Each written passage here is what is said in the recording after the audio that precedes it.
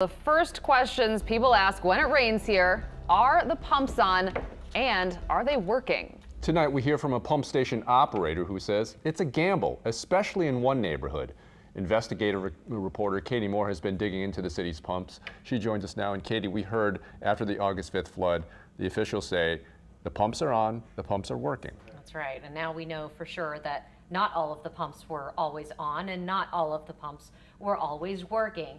We have an exclusive interview tonight from a pump station operator. His name is Daryl Hayward.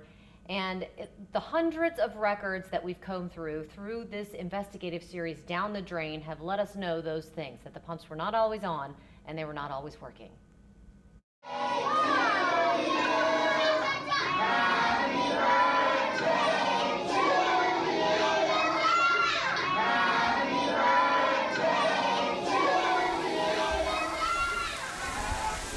Nobody could leave.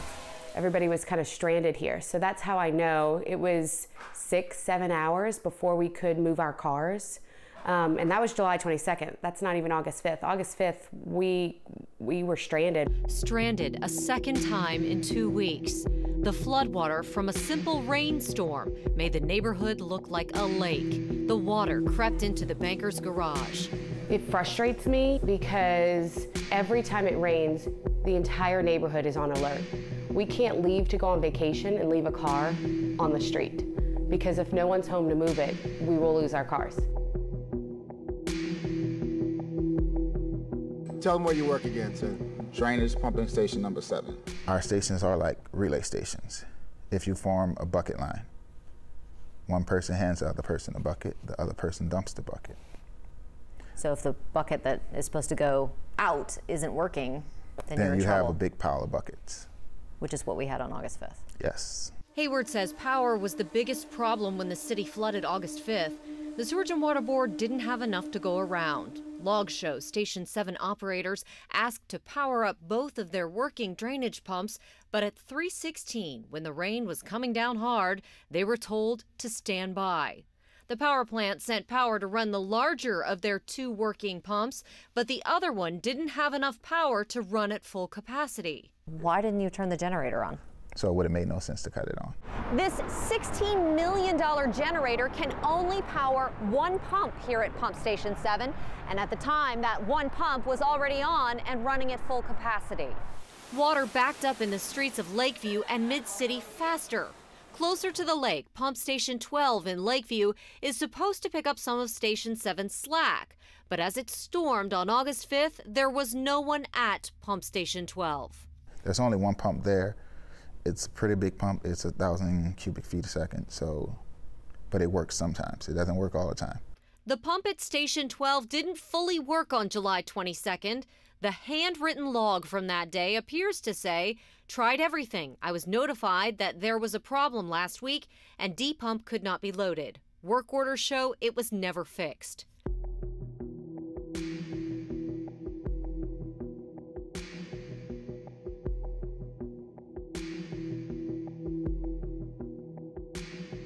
Once a Sewage and Water Board worker finally turned it on, the logs show the pump at Station 12 had problems pumping at full capacity again. It needs repairs. I'm not sure if they know it needs repairs. I'm pretty sure that they do. I'm pretty sure they know because, someone has to go there every rain load. And it's not like it's a one-time deal. They go in there, they fix it. It breaks again, they go in there, they fix it, it breaks again. Maintenance work orders show those fixes can come days after it breaks or years. In March of 2015, workers reported the same problem that the pump had this summer. The work order was never closed. And while welders did check the pump 2 weeks later, they noted the work still needed to be done. But there's no indication that work was ever done, causing problems again when it was needed most. What do you think about that? I think that we can tell.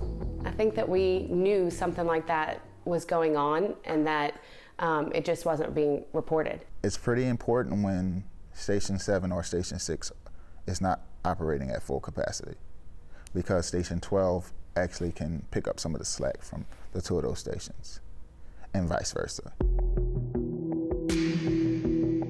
It affects where do you want to live? It makes people start to question, you know, do we want to move to this neighborhood? Do we want to live in Orleans Parish? Should we move to Jefferson Parish? Is this the right decision for our family? And I know people that have made the decision that they're going to go to Jefferson Parish. Banker said she's speaking out because she wants to maintain her neighborhood. And we also uncovered some information about the pumps at Pump Station 6. That's the station that services Orleans and some parts of Jefferson parishes. You can see that and so much more in our 1 hour long special Down the Drain at 6 p.m. this Wednesday, November 15th, right here on Channel 4. So Natalie and Ton, much more to come. Well, and you guys are getting answers to a lot of questions that people have, but those answers are going to make a lot of people pretty frustrated. That was a brutally honest man tonight, for sure. All right. Katie, thank you.